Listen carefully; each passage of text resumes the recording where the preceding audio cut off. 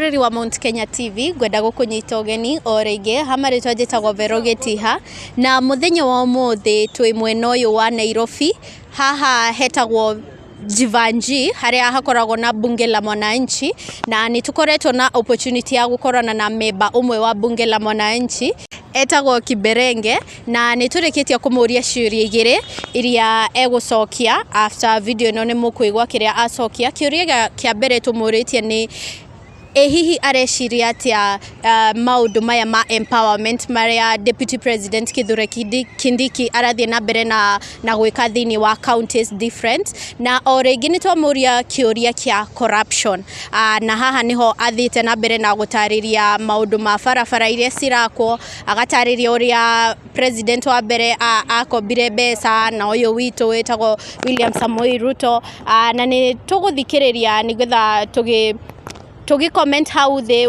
ojere hihi kiria arauga nima kana we ureciria atia wewe ta mwiroreri wa Mount Kenya Digital TV o ringi ngwenda gumucokeria ngatho ni kunyitanira nanie na muririkane guthie hau muga subscribe na muka comment o hau na nigetha to interact nanie na niga interact nawe nigetha ngimenye fans akwa ni ariko a Mount Kenya Digital TV hamari cojitagwo Verogetiha eno niyo video iria athiete na mbere gutariria ciuria icio igiri.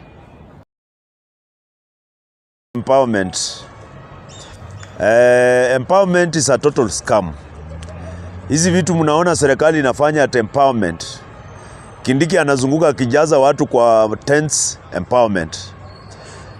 Rais anaita vijana na wajaza State House empowerment. Hizo vitu zote it is a total scam. It is a total scam. Ana hakuna nchi ulimwenguni, no single country in the world has developed with the handouts. Zile country mnasikia zinaitwa Asian Tigers, Singapore, Malaysia na South Korea, they never developed with the handouts. They never developed with the handouts. Handouts cannot develop a country. The only way we can develop this country, kama rais ako very serious, he wants to develop the Kenya economy. Kama rais ako very serious, anataka ku create jobs, he must simply do one thing: invest a lot of resources in manufacturing. Invest a lot of resources in manufacturing. Revive companies that have collapsed. Revive cotton industry. Revive pyrethrum industry. Revive all those companies that have collapsed. That is the only way you can grow the Kenyan economy. That is the only way you can create jobs in Kenya. Handouts are simply knee-jerk reactions to the problem of unemployment in this country. Handouts will never develop our economy. They will not. Handouts, hata mtu akipewa 1,000, what happens after that 1,000? Atakula hiyo 1,000, what next? So hii pesa ambayo wana waste on handouts, if they are serious, and I hope we shall one day get a president who will be serious and in fact invest in manufacturing. We need very serious investment in manufacturing to create employment for our youth. We need to invest in ICT hubs all over Kenya to enable our youth to access opportunities. ICT hubs. We need to invest in sports academies. Sports academies, particularly football. Football is now a well-paying career in the world. A very well-paying career in the world. A lucrative career, football. We need to invest in football academies at every county. If we want to create opportunities for youth, it is not handout way. It is to invest in projects that will create opportunities, really opportunities, long-term opportunities for our youth, but not handouts. Handouts will never, and I want to tell Kenyans, I want to tell Kenyans, for every single shilling you receive in the form of handout from a politician, you must know that you are like a sheep or a goat being fattened for slaughter. Kama unapokea shilingi kutoka kwa mwanasiasa, kama unapokea pesa kutoka kwa mwanasiasa, wewe ni kama kondoo ama mbuzi inakuwa fattened before ichinjwe. That money that you are being given in the form of handouts, you will pay it because it must come back through corruption. Ile pesa amupewi bure wa Kenya. You are not being given free money. If any politician gives you 100 shillings, 200 shillings, or any politician gives you a motorbike that is empowering you, or if any politician gives you a sewing machine ama mashini ya kinyozi, anakupatia pesa ambayo ameiba, na lazima atarudisha hiyo pesa kupitia kwa njia ya kuiba, na ataiba double. So it is we Kenyans who are enabling corruption in this country. We must tell President Ruto and we must tell this government that these knee-jerk reactions to unemployment will not help.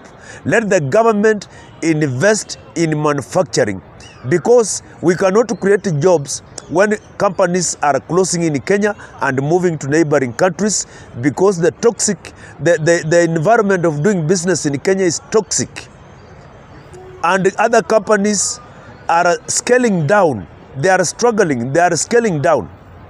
So hii kitu ya handouts as Kenyans, kama tunataka kuchange hii nchi, ni lazima tubadilishe, lazima tukatae kupewa handouts na politicians. Lazima tukatae. Lazima tuambie politicians we need jobs. We don't want handouts, we want jobs. Hatutaki handouts. Wakupatie fishing net. Not a fish.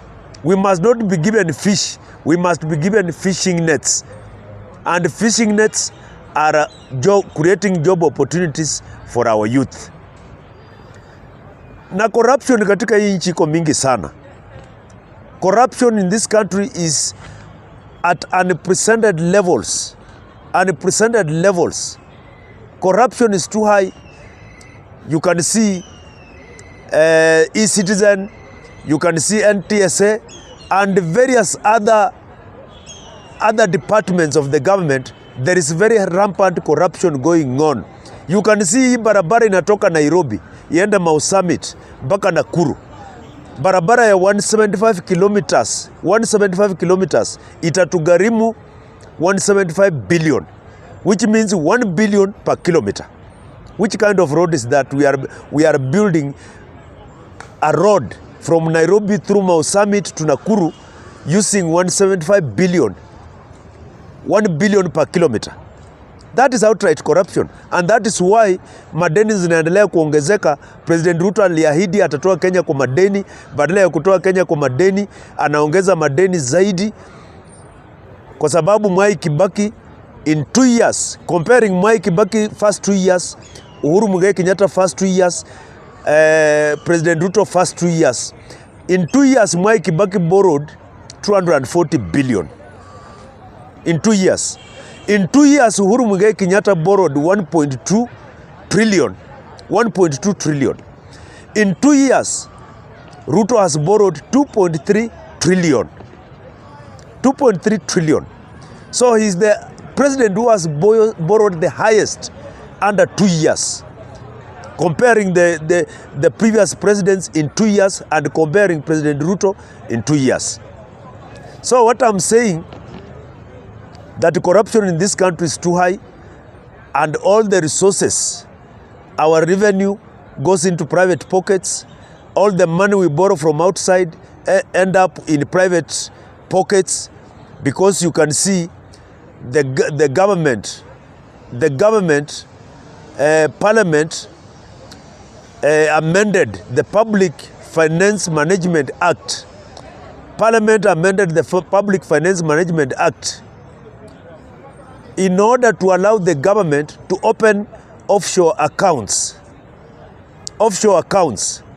going against the Kenya Constitution, so that money, borrowed money is deposited into foreign accounts, going against our constitution. Our constitution says every single revenue must go into the consolidated account in this country. That is our constitution, Article 201. It says all our revenue, whether borrowed or a revenue accrued through taxes, must go to the consolidated fund. So I'm finishing by saying this, that unless we tame corruption in this country, we are headed nowhere. Our biggest problem in this country, our biggest cancer, our biggest pandemic is corruption. We lose a lot of resources through corruption. Yes, and I want to finalize by saying that on Harambee Stars, we have said those people like us who hate Ruto will pause for a while, so that our boys tutapause kidogo, so that vijana wetu waweze kuvuna hiyo milioni, that is part of our money, waweze kuvuna. Hatutaki saa hizi tukasirishe Ruto akatae kupeana hiyo milioni moja. So tutapause kidogo ili vijana wetu wavune, kwa sababu hatuwezi waacha ndovu izikwe na pembe. Asante na Mungu awabariki.